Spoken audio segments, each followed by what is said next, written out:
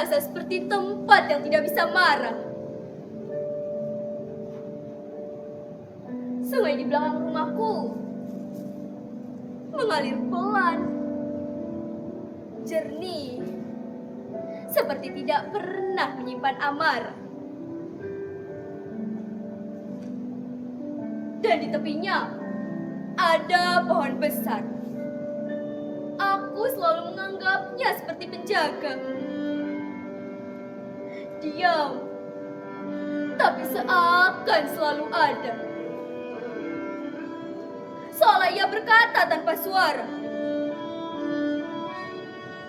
"Aku masih di sini selama semuanya masih dijaga."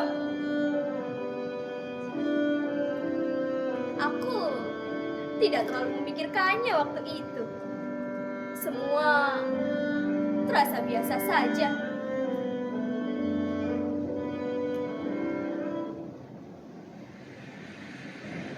Tapi beberapa hari itu, langit rasanya berubah. Hujan turun lebih lama dari biasanya. Tidak berhenti. Seolah lupa cara berhenti. Sungai mulai keruh. Arusnya tidak lagi tenang. Dan pohon itu tidak lagi terasa sama. Seperti ada sesuatu yang mulai melemah dalam diamnya. Dan aku seperti mendengar bisikan pelan dari alam. Perubahan ini tidak terjadi tiba-tiba. Malam itu, angin terdengar lebih keras dari biasanya. Orang-orang mulai berteriak dari luar rumah. Air dari hulu semakin tinggi. Dan di dalam kepalaku, aku seperti merasakan suara yang tidak terdengar dari pohon itu. Aku tidak lagi sekuat dulu. Lalu semuanya terjadi begitu cepat. Air datang seperti dinding, tidak memberi waktu untuk berpikir. Rumah mulai terendam, barang-barang hanyut tanpa bisa ditahan. Aku memanggil orang tuaku. "Ayah, ibu, aku takut." Tapi suaraku hilang di antara derasnya air. Dan di luar sana, aku mendengar suara teriakan warga. "Cepat keluar, naik ke tempat yang lebih tinggi, airnya datang." Semua bercampur. Hujan, angin, teriakan, ketakutan. Dan aku hanya bisa berdiri dalam ketidakberdayaan.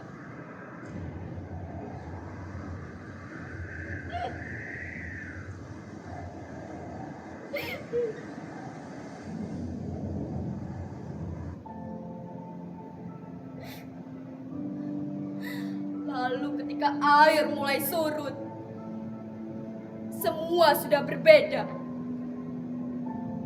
Rumah yang dulu penuh suara, kini hanya diam. Dan pohon itu, aku tidak tahu apakah ia masih sama seperti dulu. Yang aku tahu, tidak semua hal bisa kembali seperti sebelumnya.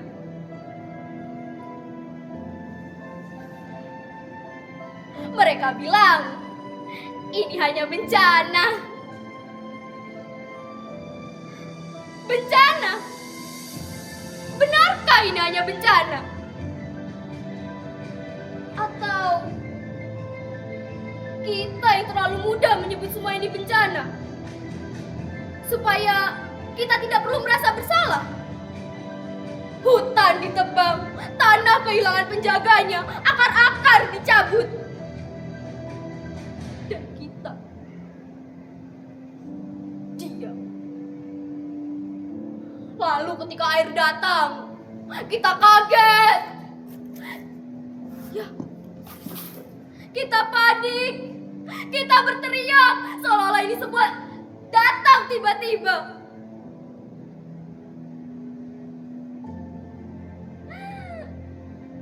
Lucu. Kita yang merusak, tapi kita juga yang paling keras menyalahkan alam. Seolah-olah alam yang salah, seolah-olah air yang terlalu jahat. Padahal kita yang bertanggung jawab. Dan suara pohon itu masih ada di dalam kepalaku. Kami hanya menjaga agar tanah tidak mudah menyerah. Tapi sekarang, tidak semua tempat di hulu masih sama.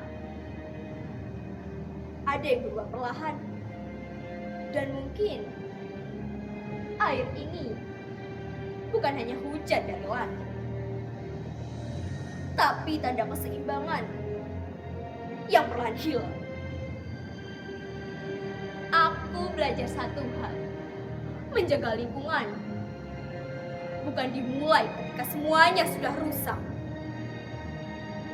tapi sejak awal, saat kita masih punya kesempatan menjaga pohon, menjaga tanah, menjaga sungai. Karena alam tidak pernah menunggu kita siap. Ia hanya menunggu sampai kita terlambat. Dan mungkin bencana ini bukan hanya tentang air yang datang, tapi tentang apa yang kita biarkan berubah.